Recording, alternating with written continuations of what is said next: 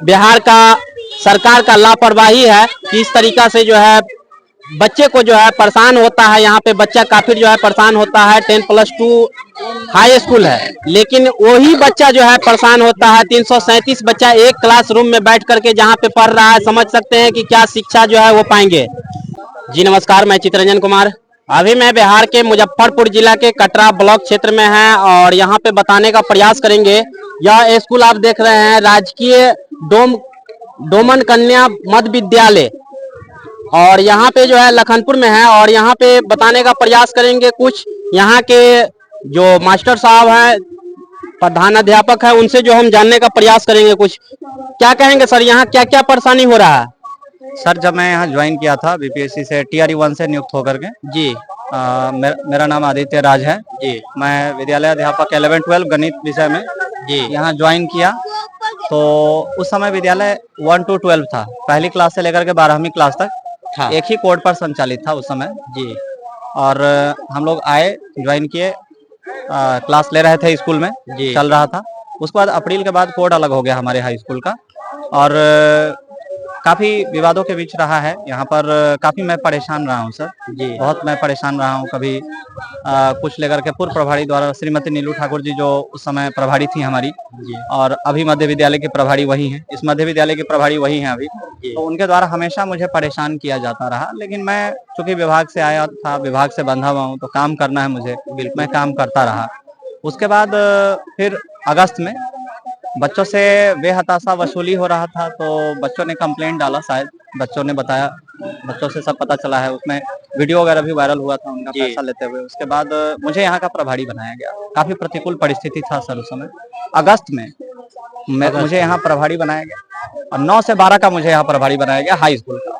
9 से 12 का। तो हाई स्कूल का जब मुझे चार्ज मिला, तो मैंने सोचा कि अब चलो प्रभार मिला है तो अब इसको बेहतर करना है। बिल्कुल। तो हमने अपना प्रयास शुरू किया। हमारे पास 8 टीचर हम लोग मिला करके टोटल बीपीएससी से हैं, 4 9-10 में है, 4 +2 में है, तो टोटल 8 टीचर हमने प्रयास शुरू किया।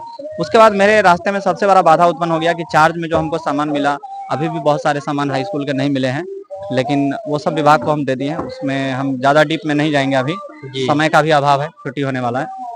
तो थोड़ा सा उसमें कमरा जो मुझे मिला, एक ही कमरा मिला, एक कमरा। हाँ एक कमरा। और 300 उस समय 334 बच्चे मिले थे। 3 एडमिशन बाद में स्पॉट एडमिशन से हो गया, 337 बच्चे हमारे पास हैं। जी तो 337 बच्चे को आप समझ सकते हैं सर, एक कमरे में थोड़ा प्रॉब्लम है एक ही क्लास कमरे चलाने में 337 बच्चे को जो है ये एडजस्टमेंट व्यवस्था करके। हमको पूर्व प्रभारी द्वारा मिला, तो इसको चलाने में समस्या है। अभी तो आप समझ सकते हैं, इसमें इसी बात को लेकर के बच्चे भी परेशान है थोड़ा सा।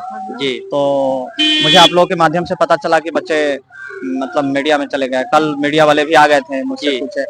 तो सर मैं ईमानदारी से बात रख दिया हूँ, और विभाग के मार्गदर्शन में हम काम कर रहे हैं। उम्मीद है विभाग मुझे वो सुविधा उपलब्ध कराएगी, और वो सारा चीज होगा जो शिक्षा के उद्देश्य में सरकार चाहती है। हम लोग उसके लिए पूरी तरह से तैयार है। एक समस्या सबसे बड़ी ये है जी कि यहाँ पर जो 2 शौचालय है मिडिल स्कूल का, ये जी तो दोनों शौचालय को वो ये मिडिल स्कूल के प्रभारी के नियंत्रण में है।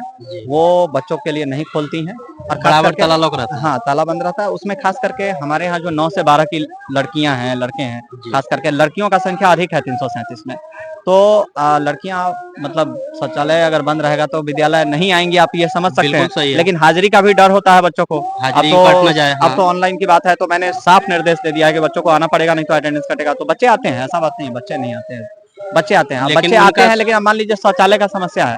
अगर अब ये सर मैं क्या इसमें कहूँ, बहुत शर्म की बात है कि लड़कियां जो हैं वो इसी गांव की हैं, और बड़ा आश्चर्य लगता है ये चीज कि मैडम भी इसी गांव की हैं जी, महिला है। तो महिला है तो थोड़ा सा महिलाओं को तो इस चीज को मुझसे ज्यादा बेहतर समझना चाहिए। मैं तो बाहर का हूँ, वो यहाँ की जितनी लड़कियां हैं वो रिश्ते में कुछ ना कुछ उनकी लगती होगी। लेकिन इस सब चीज यहाँ पर सारा मर्यादा सिर्फ टूटा हुआ इसलिए कि मुझे प्रभारी के रूप में वो नहीं देखना चाहती, इसी कारण से। हाँ पता नहीं क्या है, अब तो हम नहीं कहेंगे इस पर कुछ भी। ऐसा मतलब हमेशा स्थिति यहाँ बना रहता है। अब शौचालय नहीं होने के कारण क्या होता है, बच्चे आते हैं, हम लोग हाजिरी बनाते हैं, बच्चे आए तो हाजिरी बना, लेकिन एक तो बैठने का जगह नहीं मिल पाता है। जितना बच्चा बैठा बैठा, नहीं बैठा चला गया। कभी कभी तो ऐसा होता है कि बच्चा सब आना भी छोड़ देता है स्कूल। फिर हम लोग जाते हैं, बात करते हैं, तो कहता है सर आपके यहाँ बैठाने का जगह नहीं है, शौचालय नहीं है, हम लोग स्कूल नहीं आएंगे। तो शर्म भी आता है सर हमको, वहाँ झुक जाते हैं हम जी, कहते हैं कि विभाग को लिखेंगे, लिखे भी हैं विभाग को। और उम्मीद है बीआरपी आते थे यहाँ पर इंस्पेक्शन में, तो बीआरपी महोदय को भी हमने वो पूरा दिया कि यहाँ पर शौचालय बंद है जी।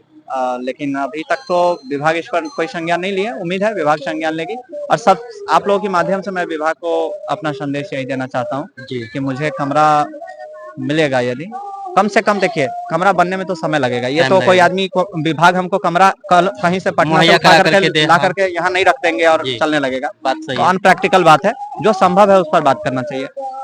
तो मैं आपके माध्यम से विभाग तक ये बात पहुंचाना चाहता हूँ। इसी गांव का सारा बच्चा है, मिडिल स्कूल भी इसी गांव का है, बच्चे छोटे बच्चे भी इसी गांव के हैं, बड़े बच्चे भी, सबको शिक्षा चाहिए। और हाई स्कूल के हेडमास्टर होने के नाते सीआरसी प्रभारी हम तो मिडिल स्कूल के बच्चों की पढ़ाई अच्छी होनी चाहिए, वो भी हमारी रिस्पॉन्सिबिलिटी है। तो यहाँ पर जो ऊपर का पूरा फ्लोर है, मैं चाहता हूँ, मैंने बात भी किया था उनसे, लेकिन नहीं, बात ही नहीं मानती है। उल्टे हमको पूरा धमकी मिल गया है, जान से मारने का पूरा एकदम धमकी है। सब थाना प्रभारी को भी दे दिया, डीओ साहब से भी मिले थे, डीओ साहब बोले कि दे दीजिए थाना को। डरे हुए हैं हम सर पूरे। यहाँ कब क्या हो जाएगा मेरे साथ कोई ठीक नहीं रहता है। तो मैंने उनको कहा, फिर भी जो शिक्षा के बात है, बच्चे के हित में है, तो मुझे रखना पड़ेगा। जब तक मैं हेडमास्टर हूँ तब तक तो रखना पड़ेगा। तो ऊपर का पूरा फ्लोर अगर ऊपर हाई स्कूल का मिल जाता तो वहाँ सीढ़ी घर है, सीढ़ी घर में हम ताला लगवा देते, बच्चे हमारे नहीं भाग पाते, क्योंकि बाउंड्री नहीं है, बच्चे भाग जाते हैं। तो बच्चे नहीं भाग पाते। और 2 क्लासरूम हमारा हो जाता। तो मेरा एक ड्रीम था कि 2 क्लासरूम हो जाएगा तो 50-50 बैठा देंगे, तो ऐसे हो जाएगा। फिर जो बच्चा बैठेगा तो वो जो बरामदा है, हमारा बरामदा भी है, बड़ा सा चौड़ा सा बरामदा है। ऐसा नहीं, व्यवस्था नहीं, उसको बनाना पड़ेगा व्यवस्था। तो बरामदा में हम 2 क्लास बना लेंगे, इधर उधर हम लोग बैठने की व्यवस्था बीच में। लेकिन उसमें सबसे बड़ी बाधा है कि पूर्व प्रभारी कहेंगे नहीं भाई, हाई स्कूल का यहाँ कुछ भी नहीं है, जहाँ जिस विभाग के पास जाना है जाइए, हम आपको नहीं देंगे। तो अब हम लड़ तो सकते नहीं है, वो ग्रामीण है। अब ये बात सब थोड़ा सा हम उठा दिए हैं विभाग के सामने सर जी। और उनका जो मुझे फाइल, जब वित्तीय प्रभार मुझे मिला तो वित्तीय गड़बड़ी भी उनका पाया गया है। जैसे इस विद्यालय में, मतलब अब क्या हम कहें, वित्तीय घोटाला उनका पाया गया, वो लिख करके विभाग को दे दिया गया पूरा। तो यही सारा चीज चूंकि विभाग को हमने लिख करके दे दिया है, और बच्चों, अब स्वाभाविक है, बच्चे की आवाज अगर हम नहीं बनेंगे तो आप लोग बच्चों के माध्यम से आगे हैं, निरुत्तर हो जाते हैं हम, हमारे लिए अभी समस्या है। तो बच्चों की बात को हम विभाग तक पहुंचा रहे हैं, शौचालय की बात हम विभाग तक पहुंचा रहे हैं, या बीआरपी आए थे तो हमने कंप्लेन कर दिया था। तो पूर्व प्रभारी, मुझे आशंका है वो मेरा यहाँ हत्या करवा सकती हैं, मुझे ऐसा आशंका हो रहा है। हाँ, ऐसा आशंका है। अभी जैसे आज थाना प्रभारी महोदय भी आए थे जी, तो थाना प्रभारी महोदय आए थे तो वो भी हमको बोल रहे थे, जो भाई आप पर कंप्लेन उन्होंने किया है। तो देखिए, हम बाहर से आए हुए हैं, सरकार से विनम्र आग्रह है कि बचा लें मुझे। यहाँ हम लोग सरकार के आदेशानुसार नौकरी करने आए हैं, और कोई बात नहीं है। तो अगर सुरक्षा मिलेगा सर तभी काम कर पाएंगे। ग्रामीण लोग तो खुश हैं, बच्चे को पढ़ाते लिखाते हैं, खुश हैं। लेकिन सर कुछ हो जाएगा तो फिर तो हम डीओ साहब से मिले हैं, डीएम साहब से मिले हैं। उम्मीद है विभाग इस पर संज्ञान लेगा, यहाँ पदाधिकारी आएंगे, जांच होगी जी। और उसके बाद उम्मीद है विभाग तो बहुत सर हम लोग देख रहे हैं पॉजिटिव है शिक्षा के प्रति जी। और प्रशासनिक सपोर्ट सर अभी तक तो मिल रहा है मुझे, ऐसा कुछ नहीं है। हम विभाग से ये नहीं कह सकते हैं कि नहीं मिल रहा है, लेकिन हाँ, अभी जो व्यवस्था उसमें विभाग अगर हमको ये सॉर्ट आउट कर दे, ऊपर का पूरा मिल जाए, तो जितने बच्चे हैं 337, मैं ये तो नहीं कह सकता हूँ कि 9 से लेकर 12 तक के लिए ऊपर में 9 to 12 वगैरह ऊपर में भी पूरा मिल जाएगा। तो फिलहाल हम संचालन व्यवस्था को बेहतर जरूर कर सकते हैं। बाकी तो मकान भवन है, उसके लिए सरकार प्रयास कर रही है, और वो मिलेगा, उम्मीद है मिलेगा। बिहार में देख लीजिए किस प्रकार से व्यवस्था है। 337 बच्चे एक क्लासरूम में बैठ करके यहाँ पे पढ़ाई करते हैं। आप समझ सकते हैं कि बेटी बचाओ बेटी पढ़ाओ का नारा सरकार ने देता है, लेकिन यहाँ धरातल का जो सच्चाई है वो कुछ और ही नजर आ रहा है। कि यहाँ पे देख लीजिए कि बराबर जो है शौचालय का जो है ताला बंद ही रहता है। कैसे जो है यहाँ पे बच्चा जो है अपने शौचालय में जो है जाएंगे जब शौचालय उनको लगेंगे तो। लेकिन यहाँ पे जो यहाँ के प्रधान अध्यापक है वो यहाँ सुनने के लिए तैयार नहीं है। जो व्यवस्था है वो व्यवस्था सही तरीका से जो है बच्चे को पूर्ण तरीका से मिल नहीं पा रहा है। इस कारण से जो है यहाँ पे काफी परेशानी का जो है सामना करना पड़ रहा है। यही बिहार है और यही बिहार का स्थिति है कि एक क्लासरूम में बैठ करके 337 बच्चे को जो है यहाँ पढ़ाई करवाते हैं। ये है बिहार का शिक्षा व्यवस्था का, यही है बिहार का विकास और यही है विनाश। 337 बच्चे एक क्लास में बैठेंगे तो समझ जाइए कि क्या वो पढ़ेंगे और क्या संस्कार सीख पाएंगे। और उनके लिए जो है यहाँ पे कैंपस में जो है शौचालय तक का व्यवस्था नहीं है। आप समझ सकते हैं कि शिक्षा विभाग की कितनी बड़ी लापरवाही है। कुछ यहाँ के ग्रामीण से भी हम कुछ बात करने का प्रयास करेंगे। क्या कहेंगे चाचा, यहाँ स्कूल ठीक ठाक से चल रहा है? स्कूल में भवन का अभाव है, जी जिसके चलते बच्चे को बैठने का ठीक से जगह नहीं मिल रहा है। जी और पढ़ाई वगैरह तो शिक्षक जो हैं वो आकर के अपना टाइमली पढ़ाते ही हैं। पढ़ाते हैं, लेकिन यहाँ भवन का कमी है। भवन का देख नहीं रहे हैं। जी भवन जी बिल्कुल देख रहे 4 गो रूम है, इसमें 8 गो मिडिल स्कूल का क्लास है, हैं। जी हाई स्कूल का है, कॉलेज का है, कहाँ बच्चा बैठेगा? 337 बच्चे एक क्लासरूम में बैठ करके क्या शिक्षा क्या पाएंगे? करेंगे? कुछ नहीं कर सकते हैं। जब तक भवन नहीं बनेगा तब तक कुछ नहीं कर सकते। यहाँ और भी कुछ लोगों से जानने का हम प्रयास करेंगे।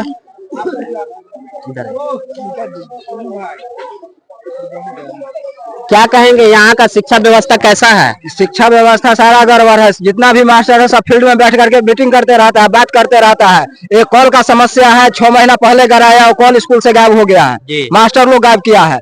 एक कॉल चालू है जिसका अभी पानी दूषित है, उसी वही पानी बच्चा लोग पीता है और उसी पानी से खाना बनता है। वही पानी से खाना जी भी बनता है। जी इसका जो है वो प्रैक्टिकल आप लोग इंक्वायरी कर सकते हैं। जी बिल्कुल देख रहे हैं। हाँ, क्या कानून व्यवस्था है और क्या शिक्षा व्यवस्था है बिहार का, क्या कहेंगे सर? यहाँ स्कूल के बारे में कुछ कहिए। यहाँ के जो व्यवस्था है कुछ जानकारी होगा आप लोगों को। यहाँ बीपीएससी के द्वारा शिक्षक जो भेजे गए हैं वो जी। बहुत योग्य हैं और वो काम करना चाहते हैं। जी हमारे समाज के बच्चे को पढ़ाना चाहते हैं। जी लेकिन उनके साथ समस्या आ रहा है कि 333 या 37 बच्चा बच्चे है, हैं। 37 बच्चा है, एक कमरा उनको उपलब्ध है, जिसके चलते बच्चे यहाँ अगर आते हैं सारे बच्चे जी तो दीवार पर खड़ा होकर के कॉपी पर वो लिखते हैं। उनको एक रूम में जो है ऑफिस भी है जी और पढ़ाई भी होता है उसी में, तो खड़े खड़े बच्चे कितना देर रहेंगे? बिल्कुल सही ठीक है, तो कंट्रोल करना मुश्किल है सारे बच्चे को। शिक्षक कहाँ बैठेंगे? और ऊपर जो है एक 7 और 8 का क्लास है जी। जो मिडिल स्कूल का ऊपर में चलता है। तो हमारा ये कहना है कि ऊपर के फ्लोर को विभाग या वरीय पदाधिकारी सेफ कर दे, हाई स्कूल को दे दे, जी। नीचे मिडिल स्कूल चलेगा तो सेपरेट हो जाएगा। बिल्कुल उसमें कहना अपना सही है। पार्टीशन वगैरह करा के, प्रबंधन समिति सदस्य हैं हम, इस नाते हम लोग कोशिश करेंगे जो ऊपर का सेपरेट हो जाए उधर और इधर। दूसरा पानी का समस्या है, समरसेबुल रात में गाड़ के गया। जी ठेकेदार को भी हम फोन किए कई बार, जी इंजीनियर को भी, शिक्षा विभाग के जो है उनको भी कई बार फोन किए कि पानी में दुर्गंध है, आप आके इसको सॉर्ट आउट कीजिए, लेकिन वो कभी भी इसको देखने के लिए तैयार नहीं हुए। अच्छा, यहाँ जो दूषित पानी निकल रहा है वही बच्चे भी पीते हैं, उसी हाँ, से उसी से खिचड़ी खाना वगैरह भी बनता बनता है, है। सब कुछ बनता है। दूसरा विकल्प ही नहीं है, दूसरा विकल्प ही नहीं है, दूसरा विकल्प ही नहीं कोई है। विकल्प नहीं है। यहाँ देख लीजिए और बाउंड्री नहीं है, जिसके चलते बच्चे यहाँ सेफ नहीं है। रोड है, मुख्य रोड है, जी। इसमें गाड़ी आती जाती है, किसी भी समय दुर्घटना हो सकती है। बिल्कुल हो सकती है। इसलिए अब मान लीजिए कि क्लास में टीचर हैं, कोई बच्चा निकला बाथरूम के लिए और वो अगर सड़क पर आ गया तो दुर्घटना हो सकती है। तो बिल्कुल हो कितना सकती है। जगह मैनेजमेंट आदमी करेगा? इसलिए बाउंड्री की आवश्यकता तुरंत है। भवन नहीं है, भवन का व्यवस्था हो, इसमें गेट हो, सेपरेसी हो, ठीक है। शौचालय जो है वो अगर कम पड़ रहा है तो और शौचालय की व्यवस्था हो। लेकिन इन बराबर सब- बंद रहता है। हाँ, अभी तो हम देख रहे हैं बंद है।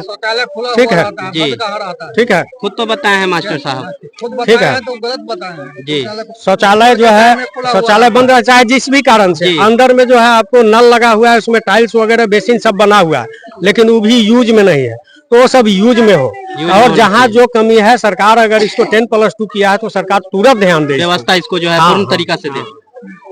यहाँ जो है बाउंड्री का भी कमी है और यहाँ देख लीजिए कि किस प्रकार से जो है बच्चे बाहर जो है तुरंत निकल जाते हैं बाउंड्री नहीं रहने के कारण। और यहाँ पे 337 बच्चे, आप जान सकते हैं कि 337 बच्चे जो है यहाँ पे एक क्लासरूम में बैठ करके पढ़ाई करते हैं।